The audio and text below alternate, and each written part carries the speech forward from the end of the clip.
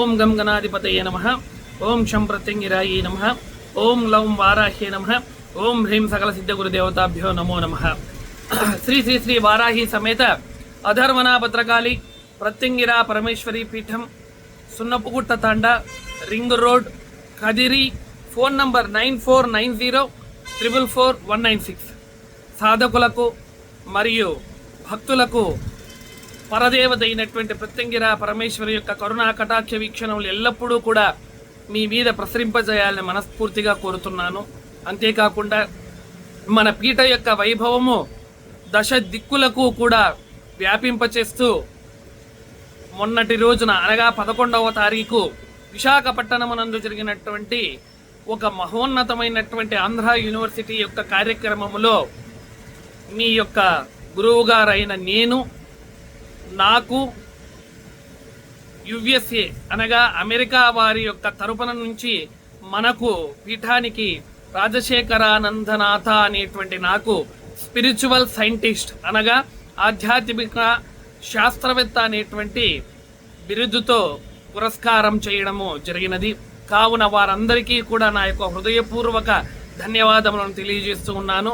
దానికి సంబంధించినటువంటి ఆ యొక్క వ్యవహారాన్ని కూడా ఆ యొక్క బిరుదును ప్రదానం చేసినటువంటి దానిని మీకు చూపించడం జరుగుతూ ఉంది.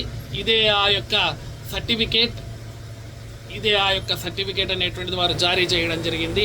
ఇది మన యొక్క ఖాద్రీపురమునకు మరియు వారాహి ప్రత్యంగిర పీఠానికి వచ్చినటువంటి ఎనలేని విశిష్ట గౌరవం. ఇక ఈరోజు కూడా మీ అందరికీ కూడా ఒక అద్భుతమైనటువంటి వీడియోతో మీ ముందుకు రావడం జరుగుతుంది. ఏమిటి గురువు గారు అద్భుతమైనటువంటి వీడియో? ప్రాచీనమైనటువంటి మంత్ర తంత్ర యంత్ర శాస్త్రములకు సంబంధించినటువంటి విషయాలను గురించి మీ అందరికీ కూడా తెలియజేస్తూ ఉన్నాను. ఈ యొక్క తెలియజేయడంలోనే భాగంగా ఈరోజు చాలా ప్రాచీనమైనటువంటి విద్య, చాలామందికి ఆ పేరు కూడా తెలియనటువంటి విద్యను గురించి ఈరోజు మీకు నేను తెలియజేసేకి ప్రయత్నం చేస్తాను. ఆ విద్య ఏమిటి గురువు గారు, ఆ విద్య ఏ విధంగా చేస్తారు, ఆ విద్య వల్ల కలిగే ఫలితాలు ప్రభావాలు ఏమిటి, దాని గురించి నిశ్చితంగా ముందు చర్చించుకుందాం. అంతకుముందు ఈ వీడియోని మీరందరూ కూడా లైక్ చేసి షేర్ చేసి ప్రాచీనమైనటువంటి విద్యకు సంబంధించినటువంటి విషయాలన్నిటినీ కూడా మీరు తెలుసుకొని పలువురికి తెలియజేసి వాటి ద్వారా సంప్రాప్తించినటువంటి వ్యవహారాలన్నిటినీ కూడా నివారణ చేసుకుంటారని మనస్ఫూర్తిగా కోరుతూ ఇక వీడియోలనికి ప్రారంభం చేద్దాం. ఈ యొక్క విద్య పేరు బాన్ విద్య. ఇది ఉత్తరాదిన చాలా చాలా చాలా ప్రముఖమైనటువంటి విద్య. ఇది అతి ప్రమాదకరమైనటువంటి విద్య. ఈ విద్య పేరు అస్సాంలో కానీ, లేదా ఉత్తరప్రదేశ్లో కానీ, లేదా బంగ్లాదేశ్ కానీ, లేదా ఆ పరిసర ప్రాంతాలలో ఈ విద్య పేరు చెబితే చాలామంది గడగడగడ వణికిపోతారు. ఎందుకంటే అంత భయంకరమైనటువంటి విద్య భాన్ విద్య. ఈ యొక్క విద్యను ఒక్కసారిగాన ప్రయోగం చేస్తే ప్రయోగం చేసినటువంటి సాధకుడు తప్ప దాదాపుగా 90% వరకు మిగిలినటువంటి వారు నివారణ నిర్మూలన చేయలేరు. అంత ప్రమాదకరమైనటువంటి విద్య. బాణామతి వేరు, బాన్ వేరు. ఇవి రెండు ఒకటే అనుకోవద్దండి. మనకి ఇక్కడ బాణామతి అనే పేరు కూడా చెబుతూ ఉంటారు చాలా మంది. ఆ విద్య వేరు, దాని గురించి మళ్ళీ నేను చెప్తాను. ఇది కేవలం బాన్ విద్య. ఈ యొక్క విద్యను ఈ యొక్క సాధకుడు ఏ విధంగా సిద్ధిని చేసుకునేటువంటి ప్రాసెస్ ఇప్పుడు నేను మీకు తెలియజేస్తాను. ఈ విద్యను మొట్టమొదట మనము సిద్ధి చేసుకోవాలి అని అంటే కనీసం 50 సంవత్సరాల వయసు పైబడినటువంటి వేప చెట్టు, ఆ చెట్టు దగ్గరకి ముందు రోజు వెళ్ళి శుభ తిథి, ఆ తిథిని నేను ఇక్కడ చెప్పడం లేదు ఎందుకంటే దాన్ని కూడా ఆచరించేస్తారు కాబట్టి మన వాళ్ళు ఆ తిథిని నేను చెప్పడం లేదు, ఆ వారాన్ని నేను చెప్పడం లేదు.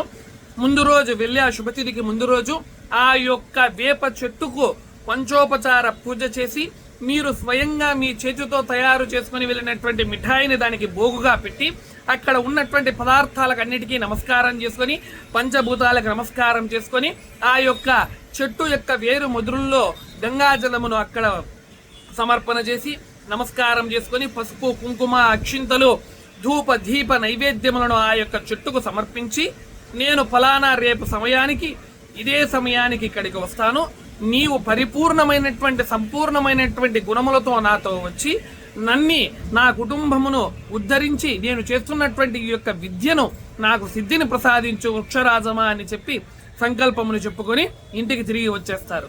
మరుసటి రోజు అదే సమయమున అదే శుభముహూర్తములో వెళ్ళి ఆ మహోన్నతమైనటువంటి ఆ వృక్షరాజమునకు మనం ఏమి చెప్పామో ఆ యొక్క కొమ్మను తుంచుకొని తీసుకొని వస్తాం. వచ్చినటువంటి తరువాత దానితో ఒక బాణమును తయారు చేస్తాం, అనగా ధనస్సు విల్లును తయారు చేస్తాం.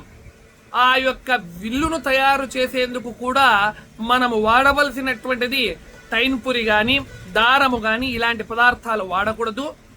మర్రి చెట్టు యొక్క దాని నుంచి వేలాడదీయబడినటువంటి ఊడను మాత్రమే వాడాలి. ఆ ఊడను కూడా ఇదే పద్ధతిలోనే వాటికి భోగును సమర్పించి ముందు రోజే వెళ్ళి నమస్కారం చేసుకొని పంచోపచార పూజ చేసుకొని వాటిని కూడా తీసుకొని వచ్చేయాలి. ఒక మూరడు పొరువు ఉన్నటువంటి వేప పుల్లను కూడా మనము ఒక బాణము మాదిరిగా, అంటే ఒక చేతిలో పట్టుకుంటాం కదా అస్త్రం ప్రయోగము చేసేటువంటి దానిని బాణము అని అంటారు. దీనిని విల్లు అనేటువంటి పేరుతో, ధనస్సు అనేటువంటి పేరుతో వ్యవహరించడం జరుగుతుంది.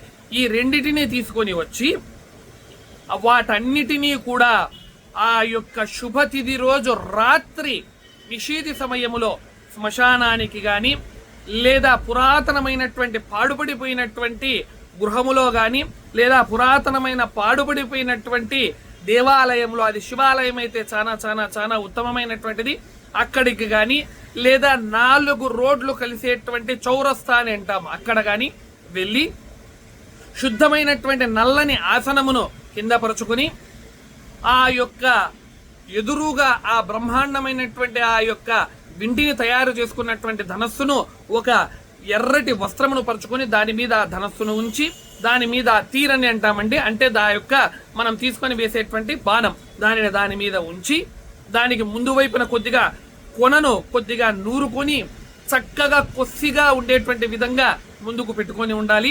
పెట్టుకున్నటువంటి తర్వాత దానికి పంచోపచార పూజ, ఇదంతా కూడా తామసికమైనటువంటి విద్యే, ఇదంతా వామాచార పద్ధతి ప్రకారం చేయవలసినటువంటి విద్య. ఇవన్నీ కూడా శ్మశాన సంబంధమైనటువంటి విద్యలే కాబట్టి రాజసమైనటువంటి వ్యవహారం ఉండదు, అంతా కూడా తామసికానికి సంబంధించినటువంటి వ్యవహారమే చేయాలి. వాటికి మాంసము, మద్యము, రకరకాలైనటువంటి కాలా అబీర్, తర్వాత కుంకుమ ఇలాంటి ద్రవ్యములతో అక్కడ అత్తరును వాటి మీద చల్లాలి. ఆ యొక్క ద్రవ్యముల మీద, ఆ యొక్క పదార్థముల మీద ఉబాల్గువాసో అండ అనగా ఉడకబెట్టినటువంటి క్రోడిగుడ్లు, చేపలు, చిన్న చిన్న చేపలు వస్తాయండి, ఆ చేపలు కొద్దిగా ఇంత మాత్రంలో చేపలు, అదే విధంగా మీ స్వాస్థములతో తయారు చేసుకొని వెళ్ళినటువంటి భోగ్గా ఆ యొక్క పదార్థమైనటువంటి తీపి పదార్థాన్ని కీర్ని అక్కడ ఉంచాలి. వీటన్నిటి ద్వారా వాటన్నిటిని అక్కడ ఉంచుకొని యంత్ర ప్రతిష్ఠ అనేటువంటిది చేసి కొన్ని రకాలైనటువంటి పదార్థములు, ఆ పదార్థాలను కూడా ఇక్కడ నేను మెన్షన్ చేయడం లేదండి, ఎందుకంటే దాన్ని చేస్తే విద్య బహిర్గతం అయిపోతుంది. ఆ పదార్థములు కొన్నిటిని గుప్తంగా పెట్టడం జరిగింది. ఆ పదార్థములతో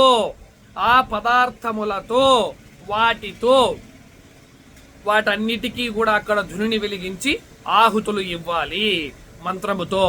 మంత్రమును 108 సార్లు మంత్రమును చెబుతూ ఆ మంత్రముతో ఆహుతులు ఇస్తూ వచ్చినటువంటి ఆ యొక్క పొగను, ఆ ధూపమును ఏదైతే ఉందో అది ఆ యొక్క బాణకు తగిలే విధంగా ఉంచి మంత్రము పూర్తి అయినటువంటి తర్వాత వాటి మీద ఛూ అనేటువంటి దానితో మనము గాలితో నోటితో వాటిని అభిమంత్రణ చేయాలి.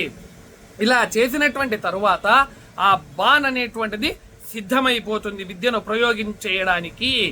ఇప్పుడు ఆ యొక్క బాణను తీసుకొని ఆ వింటిని పట్టుకొని ఏ విధమైనటువంటి తంతు చేయాలి, ఇతరుల మీదకి ఏ విధంగా ప్రయోగం చేయాలి, చేసేటువంటి తంతు ఏ సమయాలలో చేయాలి, ఏ విధమైనటువంటి వ్యవహారం అనేటువంటిది ఉంటుంది. ఈ బాణ్లో దాదాపు 150 రకాలు అనగా 150 రకాల ప్రయోగాలు ఉన్నాయి, 150 రకాలైనటువంటి వ్యవహారాలు ఉన్నాయి. వాటన్నిటికీ కూడా ముఖ్యమైనటువంటిది ఈ బాణమును, ఈ ధనస్సును సిద్ధి చేసుకునేటువంటి ప్రాసెస్ మాత్రమే. ఇది ఏ పుస్తకములలో కానీ ఏ గ్రంథములలో కానీ దొరకదు. అలాంటి విషయాన్ని మీ అందరికీ కూడా సార్వజనికం చేస్తున్నాను కనుక విద్యల గురించి తెలుసుకోండి, చెడుకు వాడద్దండి.